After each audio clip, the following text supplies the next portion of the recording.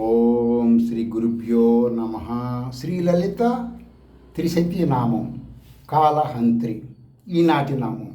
ఈ దేవత శక్తి సామర్థ్యములు మహా ఆశ్చర్యకరం, మహా అద్భుతం, మహా అగోచరం. అయితే శృతుల ద్వారా గోచరం అవుతుంది. ఎలా అంటే శృతుల ద్వారా గోచరం అవటానికి అంటే పరమేశ్వరు నుంచి కాలం పుట్టింది. పరమేశ్వరికి కాలము లేదు. పరమేశ్వరి జ్ఞానముగా శృతుల జ్ఞానం తెలిస్తే ఆ ప్రాణికి కూడా కాలం ఉండదు. ఎట్లా అండి, మాకు అంటే సభను అది మంచి నిద్రలో ఉంటే నీకు కాలం ఉండదు కదయ్యా. నీ పక్కన ఎవడ పడుకున్నాడో నీకు తెలియదు, ఏ జంతువు ఉందో తెలియదు, దాని సుషుప్త అవస్థ అంటారు కదా. ఆ విధముగా ఊహించుకుంటే అర్థమవుతుంది. నీకు శృతుల జ్ఞానం తెలిస్తే అని అర్థమవుతుంది. అనేక శృతుల్లో ఈ విషయం వివరించడం జరిగింది మహర్షులు.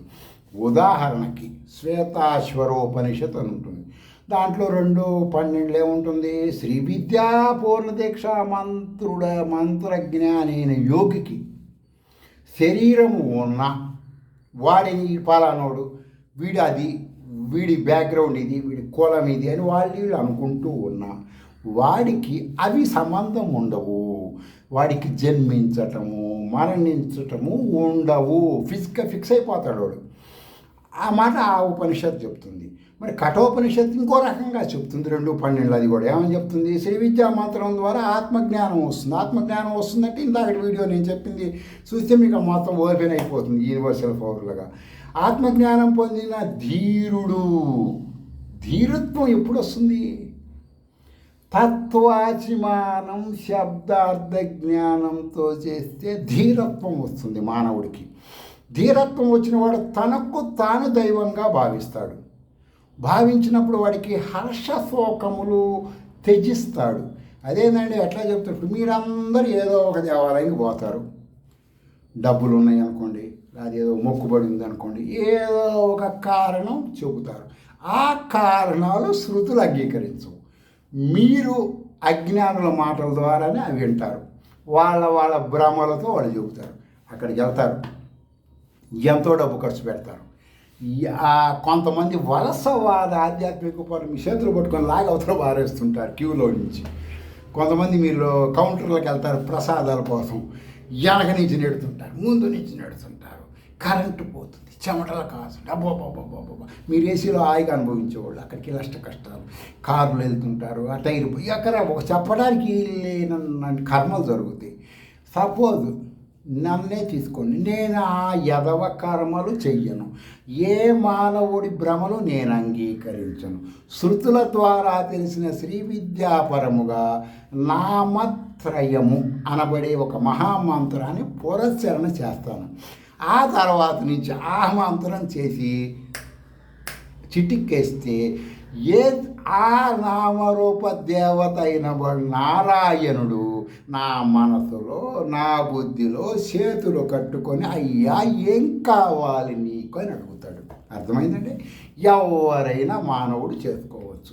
నామత్రయ. మీకు అనుమానం ఉంటే గూగుల్లోకి వెళ్ళి చెక్ చేసుకోండి. నేను చెప్పింది తిరగవలసిన అవసరం లేదు. నీ దగ్గరికే ఈ విశ్వం వస్తుంది. నువ్వు విశ్వంలో పరిగెత్తక్కర్లేదు. నీ వెనక భూమి ఉంది, నీ ముందు భూమి ఉంది. నువ్వు పై చూసుకుంటే వెళ్తుంటే నీ వెనక భూమి పరిగెత్తుకుంటూ వస్తుంది. ఇది సత్యం. రాత్రిపూట కొన్ని పక్షులు భూమి మీదకి రావు. ఎందుకు రావు? వాటి కళ్ళల్లో భూమి అనబడేది అగ్నిగోళంగా కనపడుతుంది. శ్రీ విద్యాోపాసకుడికి ఆ విధముగా ఫ్యూచర్ తెలుసుకుంటాడు ఆధ్యాత్మికంగా. అర్థమైందండి? సరే, బృహదారణ్యకోపనిషత్తు చెప్తుంది తతః సంవత్సరో జాయతే. నీలో నుంచే ఇది ఫలానా నామ సంవత్సరం, అది ఫలానా నామ సంవత్సరం, ఇది జూను, ఇది ఏప్రిల్ అని నువ్వు క్రియేట్ చేసుకుంటున్నావురా. పరమాత్మకి లేవురా, శ్రీ విద్యా యోగికి కాలము లేదురా అని చెబుతుంది బృహదారణ్యకోపనిషత్తు. కావాలంటే అది చూసుకోవచ్చు. సరే, ఇంకా వివరంగా చెప్పాలి అంటే బృహదారణ్యకోపనిషత్తులో 3:2:42 ఉంటుందండి. అది మంత్రశాస్త్రంలో శృతి ప్రామాణికంగా ఇప్పుడు పరమహంస పరివ్రాజకులు అని కొంతమంది ఉంటారు. అంటే ఆ పేరు వాళ్ళ గురు పరంపరలో సనాతన నుంచి వస్తున్న వాళ్ళు. అంతేగాని కూటి కోసం కొంతమంది సన్యాసం వేషం వేసి పరమాంస పరివ్రాజకులుగా చెప్పుకుంటున్న వాళ్ళకి కాదు. అర్థమైందండి? సనాతన పరంగా ఆ సన్యాసం తీసుకోవడం అంటే ఏంటి? శృతి ప్రామాణికమైన కొన్ని కర్మలు చేస్తారు. వాడు బట్టలు ఇప్పదీసి దంజాలు మొలతాడు తీసి అవతల బారేసి శవముతో సమానంగా వాడిని తయారు చేసి, అంటే వాడి పుట్టినప్పుడు అనామకుడు, పేరు లేనోడు, వాడికి ఒక నామకరణం చేస్తారు. అంతకుముందు ఎలా ఉంటాడు ఆ విధంగా సన్యాసం ఉంటుంది. ఆ విధమైనటువంటివి అవి చూడటానికి కూడా ఎవరు ఇష్టపడరు, ఇది సామాన్య మానవులు. అలాంటి పరివ్రాజకులు, అలాంటి పరివ్రాజకులకి అజపా మంత్రం అని ఉంటుంది వాళ్ళకి. అర్థమైందండి? ఆ అజపా మంత్ర సాధన ద్వారా ప్రాణాపానములు అదుపులో ఉంచుకుంటారు వాళ్ళు. నువ్వు చేస్తే నువ్వు ఉంచుకోవచ్చు, కానీ చెప్పరుగా ఎవరు ఆ మంత్రం అలాంటిది. అంటే ప్రతిరోజు బ్రీతింగ్ మీకు అర్థం అవ్వాలని ఈ మాట వాడుతున్నా. మానవుడు 21,600 సార్లు మానవుడు బ్రీతింగ్ తీసుకుంటాడు. నిమిషానికి వచ్చేసి 125 సార్లు కన్నా ఎక్కువైతే. అర్థమైందండి? 125 కన్నా ఎక్కువైతే ఏమవుతుంది? ఆయుక్షీణం అవుతుంది బ్రీతింగు. సెక్స్ చేస్తాడు కదా, అప్పుడు ఆయుక్షీణం అవుతుంది. బ్రీతింగ్ ఎక్కువ తీసుకుంటాడు. రన్నింగ్ చేస్తాడు కదా, బ్రీతింగ్ ఎక్కువ తీసుకుంటాడు, ఆయుక్షీణం. అంటే మీరు వెళ్ళి చెక్ చేసుకోండి ఇవన్నీ. ఆయుర్దాయము కావాలంటే నేను బాగా బతకాలబ్బా, 100 ఏళ్ళు 200 ఏళ్ళు 300 అంటే ఈ యొక్క ప్రాణాయామం అజప మంత్రం నేర్చుకుంటే సరిపోతుంది. శ్రీ విద్య ద్వారానే నేర్చుకోవాలి. ఎందుకనండి? అగ్నిశోమ గరుత్మకం అజపామను. అగ్ని సూర్యుడు, గరుత్మంతుడు. తర్వాత ఉద్యత్ భాస్కర కోటి సదృశ్యం అజపాము. సూర్యుడు వచ్చే ముందు ఆ కిరణాలు బాడీలోకి వెళ్తే ఎంత మానవుడికి పాజిటివ్ వస్తుందో ఈ మంత్రం అలాంటిది అజపా మంత్రం అనేది. జగత్తు వ్యాపినం, జగత్తు మొత్తానికి ఈ యొక్క సబ్జెక్టు తెలుసుకోవచ్చు, చెయ్యొచ్చు, ఆచరించవచ్చు. వాడికి జగత్తులో ఎక్కడ బతికినా ఈ జప మంత్రం వాడికి ఆ బెనిఫిట్స్. నిత్యం సదాభావయే. ఏ రకమైన ఫిజికల్ ఆధ్యాత్మికం, ఏ రకమైన ఏ స్వామీజీ, మఠాధిపతి, పీఠాధిపతి, భావదూత, బాబా, ఫకీరు, ఎవడు ఏ ప్రవచనకారుడు చెప్పినా ఆధ్యాత్మికమైన నీ ఎగశ్వాస దిగశ్వాసాన్ని నియంత్రించలేవు. నువ్వు మాత్రమే నియంత్రించుకోగలవు అజపా మంత్రం ద్వారా. ఏ మూర్తి ఆరాధన అజపా మహామంత్రముతో సమానం కాదు. మీకు అనుమానం ఉంటే మీ గురు పరంపరలో అడిగి తెలుసుకోవచ్చు. ఇంకా మీ అనుమానాలు ఉంటే శ్రీలలితా సహస్రనామ భాష్యంలో చూసుకోండి, ఇంకా బాగా వివరం ఉంటాయి. ఈనాటి నామరూపదేవత మంత్ర సాధన గురించి బాగా వివరాలు తెలుసుకోవచ్చు భాష్యంలో. శ్రీ విద్యాశుద్ధి ప్రామాణిక దీక్షాపరుడు సామాన్య దృష్టిలో, ఫిజికల్ ఆధ్యాత్మిక పరుల దృష్టిలో ప్రాణాలు వాడు చచ్చిపోతే, శ్రీ విద్యాశుద్ధి ప్రామాణిక దీక్షాపరుడు ఎవడైనా సరే లేకపోతే సామాన్యం చనిపోతే ప్రాణాలు ఉత్క్రమణ చేసినట్లుగా ఉంటుంది. అంటే పామరుల భాషలో, అవిద్యా జ్ఞానపరుల భాషలో, శృతుల జ్ఞానం లేని వాళ్ళ భాషలో ప్రాణాలు పోయాయండి, వీడికి ప్రాణం పైకి పోయిందండి అంటూ ఉంటారు. అతిక్రమించింది ప్రాణం అంటూ ఉంటారు. శ్రీ విద్యా యోగ భాషలో మరణ సమయములో తత్వాచిమాన మంత్రజ్ఞాన రీత్యా పాంచభౌతిక శరీరం వంటిది వదిలేయటం మాత్రమే, పరమాత్మలో కలవటం. అయితే ఈ విధి విధానాలు నేను చెప్పినంత క్లుప్తంగా ఉండవండి, అత్యంత క్లిష్టంగా ఉంటాయి. మీరు గురుస్వాంపలు తెలుసుకోవాలి. కొన్ని శ్రీ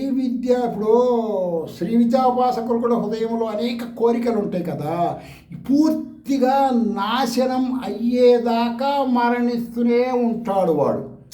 అంటే వాడు ఈ జన్మలోనే అనేక సార్లు మరణిస్తాడు వాడు. ఎలా అనేది శృతుల జ్ఞానం ద్వారా తెలుసుకోవాలి. మరణించి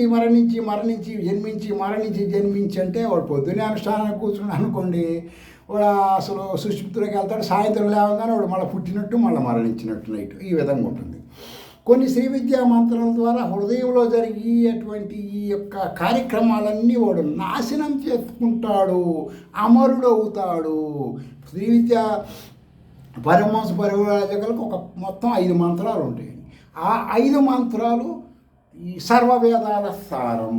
అంటే టీ పొడి పండిస్తున్న అమ్మాయి ఉంది, ఆ టీ పొడి తీసుకొని కాచుకొని తాగలేదు కదా, ఆ టీ పొడి తీసుకొచ్చి కాగబెట్టుకొని తాగుతుంటే ఎలా ఉంటుందో ఆ విధంగా టీ తోట వేర్లు ఆకులు కొమ్మలు మొత్తం వేదము, సారం శృతుల శ్రీ విద్య. అర్థమైందండి? సరే, ప్రస్తుతం వచ్చేసి ఆ విధంగా వాడు అమరుడు అవుతాడు. ప్రస్తుతం ఉన్న శరీరంతో కొన్ని శ్రీ విద్యా మంత్రం ద్వారా పరబ్రహ్మ అవుతాడు. అర్థమైందండి? వాడికి వాడు పరబ్రహ్మగా కొన్ని సందర్భాల్లో ఉండటం జరుగుతుంది. తత్వవేత్త రాజరాజేశ్వరి మంత్రం తీసుకోండి, ధ్యాన శ్లోకంలో స్థితి ప్రామాణికం దానిలో తత్వార్థ జ్ఞానమయీ, తత్వం నాకు ఇవ్వు, విశ్వతత్వజ్ఞానం అని అడుగుతాడు వాడు. ఆ విధముగా శ్రీ విద్యలో తత్వజ్ఞానం తెలిసిన శ్రీ విద్యా ఉపాసకుడు పాము కుబుసం వదులుతుంది, ఆ విధంగా విడిచిపెట్టేస్తాడు వాడు, కోరికల్ని విడిచేస్తాడు. అర్థమైందండి? అప్పుడు శరీరం ఉన్నా లేనట్లే. అర్థమైందండి? ఈ జ్ఞానం వచ్చినప్పుడు దత్తాత్రేయుడు చూడండి, బట్టలు ఎప్పుడు తీసుకొని బయటకు వచ్చి నేను పరబ్రహ్మని, నేను బ్రహ్మని, నేను విష్ణువుని, నేను శివుడిని అని. వామదేవ మహర్షి చెప్పండి, నేను సూర్యుడిని, నేను చంద్రుడిని అని గంతులేస్తారు. ఈ జ్ఞానం కలిగితే వాడే పరమాత్మ అని మొత్తం విశ్వం అంగీకరిస్తుంది. అర్థమైంది? అది శృతుల జ్ఞానం అంటే. సరే, అప్పుడు శరీరం ఉన్నా సరే లేనట్లే లెక్క, శ్వాస తీసుకుంటున్నా లేనట్లే వాడు, సంసారం వాడిని బంధించదు. ఈ పరమ రహస్యాతి రహస్యమైన జ్ఞానము వచ్చేసి దీనికి దారి ఏంటంటే శృతుల ప్రామాణిక శ్రీ విద్య. ఈ మార్గం తెలుసుకోవటం అత్యంత కష్టం, అత్యంత దుర్బలం. ఉదర పోషణ శ్రీ విద్యలాగా ఉండదు, ఉదర పోషణ ఫిజికల్ ఆధ్యాత్మికంలాగా ఉండదు. కత్తి సాధన నేర్చుకునేటప్పుడు వాడికి నేర్చుకున్న తర్వాత కత్తి మీద ఎలా నడవాలో, అదేదో ఒక జంతువు ఉందండి, ఆ జంతువు వచ్చేసి దాని పేరేదో గుర్తు రావట్లేదు, నేను అన్వేషణలో చూశాను. కత్తి బాగా పదునున్న కత్తి మీద నడుస్తుంది, దానికి ఏం కాదు. ఆ విధముగా సాధకుడు తయారవుతాడు అన్నమాట, ఆ జంతువు యొక్క మానసిక పరివర్తనగా. సరే, ప్రారంభ కర్మ పూర్తి కాగానే ఈ జ్ఞానం తెలిస్తే బ్రహ్మవేత్త అయిపోతాడు. జ్ఞానం పూర్తి, ఈ యొక్క నామరూపదేవత మంత్రం జ్ఞానం వస్తే బ్రహ్మవేత్త అయిపోతాడు. వాడికి పునర్జన్మ ఉండదు. రేపటి నామాలు వేదాలు చదివిన వారు అంత పరంపరలో ఉండే ఎవరు వాడితో సమానం కాదు. దానిని తెలుసుకోవటమే శ్రీ విద్యా లక్ష్యం. ఉదాహరణకి ఇప్పుడు మీరు వచ్చేసి ఈ మొత్తం యూనివర్సల్ పవర్ వేదాల జ్ఞానం కానీ శ్రీ విద్యా జ్ఞానం కానీ నీలో ఉన్నది. అర్థమైందండి? నీలో ఉన్నది. అదేంటంటే మాట్లాడుతుంటుంది, మేము ఫలానా కులంలో పుట్టాం, ఫలానా విధంగా ఉంటాం, ఎట్లుంటుందంటే ఒక మంత్రం నేను నీకు చెబితే అది నువ్వు రిపీట్ చేస్తుంటే ఏంటి అర్థం? నీలో ఆ మంత్రం నిద్రపోతుంది. నేను చెప్పాను, అది యాక్టివ్ అయ్యింది. అర్థమైందండి? ఇది సిస్టమ్ అన్నమాట. ఈ విధముగా నీలో నిద్రపోతున్న సనాతన జ్ఞానం నువ్వు తెలుసుకుంటే నీకు ఇక అత్యంతమైన ఉన్నత స్థితికి, త్రిమూర్తుల కంటే ఉన్నత స్థితిలో ఉంటావు. లేకపోతే ఎవడో భ్రమలతో చెప్పాడు, వాడు దేవుడు, వీడు బాబా, వీడు ఫకీర్ అని నువ్వు ఊరకే వేస్ట్గా మాటలు వింటాం, మాట్లాడటం, చూడటం చేసి నీ టైము, నీ లైఫ్ వేస్ట్ చేసుకుంటున్నావు. ఆలోచించండి, మిమ్మల్ని మీరు ఉద్ధరించుకోండి. మీరు ఏ ఆధ్యాత్మికం చేస్తున్నా, చేయిస్తున్నా, చేయబోతున్నా అది శృతి ప్రామాణికమా కాదా చెక్ చేసుకోండి. స్వస్తి.